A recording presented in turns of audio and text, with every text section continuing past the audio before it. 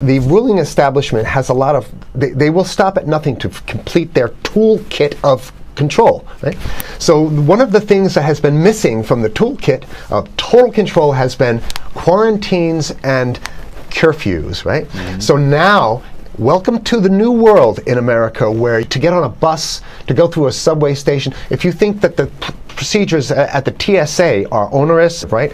Guess this is coming to a bus depot near you. It's a more invasive way, and the ruling class needs this because, let me say, if the ruling class ever saw wide-scale civil unrest, you'd see an Ebola outbreak in America right away. Okay, so this is, what you see is that Ebola is another tool in the toolbox of the ruling class to control. Yeah, to keep down absolutely, repression. positively, 100%. This is a tool. Right. Ebola doesn't just magically start spreading. Mm-hmm. And then we have this doctors that come back here. The white people, of course, live.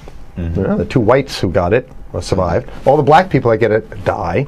Right? It's very possible that these one of these NGOs over there is going around with a veil of Ebola or spreading it from a small plane onto villages. The point is to get hundreds of thousands of people infected with it and create the next phase of control. Now, one of the things I'd like to show to back up my my claims here. Here's a document from the Rockefeller Foundation.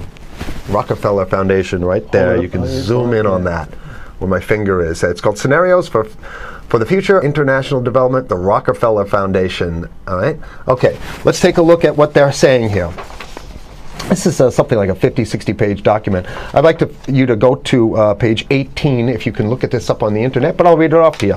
It's called lockstep, lockstep. And this is a phrase that I used right after 2001 when I saw the entire system of the United States, including the population, were in lockstep.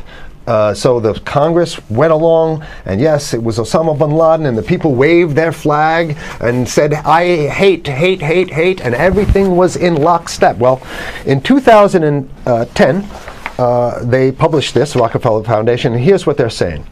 They're saying that they call it a scenario. These are scenario narratives, and they speak about it in the past tense. So they put out this scenario, lockstep. A world of tighter, top-down government control and more authoritarian leadership with limited innovation and growing citizen pushback.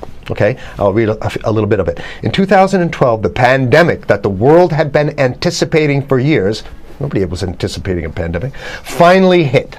Unlike 2009's H1N1, this new influenza strain originating from wild geese, they use some scenario, but this is Ebola they're talking about. Ahead. Even the most pandemic-prepared nations were quickly overwhelmed when the virus streaked around the world, infecting nearly 20% of the global population and killing 8 million in just 7 months, the majority of them healthy young adults. The pandemic also had a deadly effect on economies. You can see the agenda. Just naked, raw, naked control agenda written down, and it's anybody's guess how this becomes effectuated in real life. So whether this is written specifically as marching orders or whether people take it upon themselves in the intelligence networks to say, okay, well, this has been produced, so this is the plan here. But these narratives have to be written in advance because the intelligence agencies don't know how to do these narratives. They need help. So these think tanks, they come up with these, like Rand Corporation, Rockefeller Foundation. These are think tanks of death. They're not the think tanks, they're not there to find great ways to help people. Right? Okay, the pandemic also had a deadly effect on economics. International mobility of both people and goods screeched to a halt. Which is what they want. They want a completely isolated world, right? Debilitating industries like tourism and breaking global supply chains. Well, of course they want tourism stopped because they're not in the tourism business, and they want you at home in your house in front of the TV. Then they got you, because once you watch the TV, they own your soul. Even locally. Wait a second, we're on television. I mean commercial television, let's say. national. Even locally, normally bustling shops and offices sat empty for months. Okay, so I love how they talk about it in the past tense in 2010. Right? The pandemic blanketed the planet, though disproportionate numbers in Africa died. Southeast Asia and Central America, where the virus spread like wildfire. It sounds like the opening monologue of a disaster movie, right? Exactly. Now listen to, here's the good stuff now. But even in developed countries, containment was a challenge. Now here's this one. I love this one. The United States' initial policy of strongly discouraging, in quotation marks, strongly discouraging citizens from flying proved deadly in its leniency. So they're saying, that... No, keep going. Okay, read it. Proved deadly in its leniency. So they should have been tougher, right? Accelerating the spread of the virus, not just within the United States, but across borders.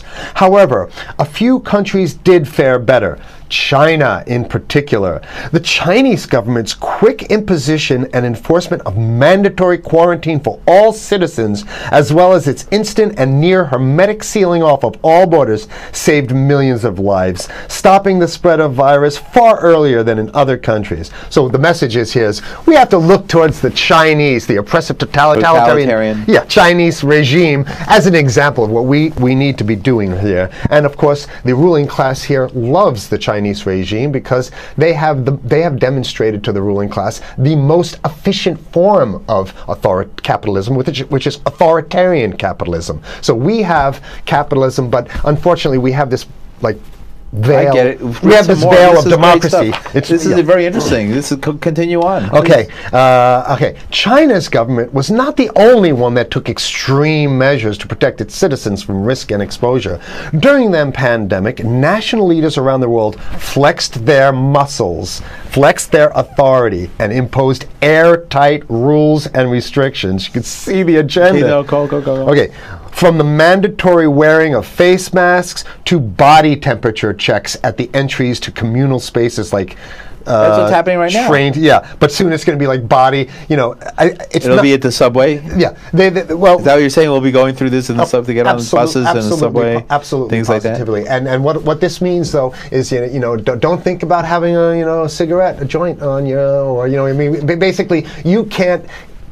This is a dragnet for everything. So if in order for you in other words, just like with stop and frisk, this is ultimate stop and frisk. This is the ultimate cavity stop and frisk, cavity search kind of thing. All right, so during the pandemic, national leaders around the world flexed their authority. Now there's some good stuff. Listen to this. And even supermarkets, they want body checks at supermarkets. Okay, so basically what they're saying is they're building a system where every move you make, you got to go through them. You can't get food. Well, how about if you go to the farmer's market? Right. Here's the good stuff now. I mean, it just keeps getting better. Even after the pandemic faded, this more authoritarian control and oversight of citizens and their activities stuck. And even intensified. That's the whole point. So they're going to get rid of... Did that happen already with 9/11? Of course. 9/11 was how many, 14 years ago? And we still have all these draconian rules. So they're going to put the body cavity USA searches Patriot and all that. That's right. So in order to get to a supermarket, you got to have a body cavity search. And then when there's no more Ebola, well, you know what? We kind of like this way because we have an complete infrastructure of a control grid. In order to protect themselves from the spread of increasingly global problems, from pandemics and national terrorism to environmental crisis and rising poverty, leaders around the world took a firmer grip on power. Well, what the hell would rising poverty have anything to do with imposing strict citizen controls with face masks? Right? So they're very sloppy stuff here. At first, the notion of a more controlled world gained wide acceptance and approval. I'm sorry. Nobody likes this stuff. They're just saying it. No, I have to provide analysis. We only have 5 minutes left, so that's. Oh my God. Okay. Citizens willingly gave up some of their sovereignty and their privacy to more paternalistic states in exchange for greater safety and stability. I mean, that's just a complete naked contradiction to the famous saying that if you think you're going to give up a little bit of security, I mean, if you're going to give up your freedom for security, you're going to get neither. That's the long-standing thing. And here what they're doing is They're not even ashamed or embarrassed to absolutely say the exact opposite. They're saying, yes, we all want to give up our privacy and sovereignty for more stability and security and stability. So you don't get that. When you give it up like that, you get the shaft. Can you show us the cover again of what you were just reading? One more time, and then I have two more documents. Right, this is what we were reading here, and just zoom in a little bit so folks can see it. He'll zoom in, don't worry, you can relax. All right. And scenarios for the future of technology and international development. Okay, now I have two more documents. Keep it zoomed. We have the National Security Memorandum of December 10th, 1974. This is Henry Kissinger's brainchild.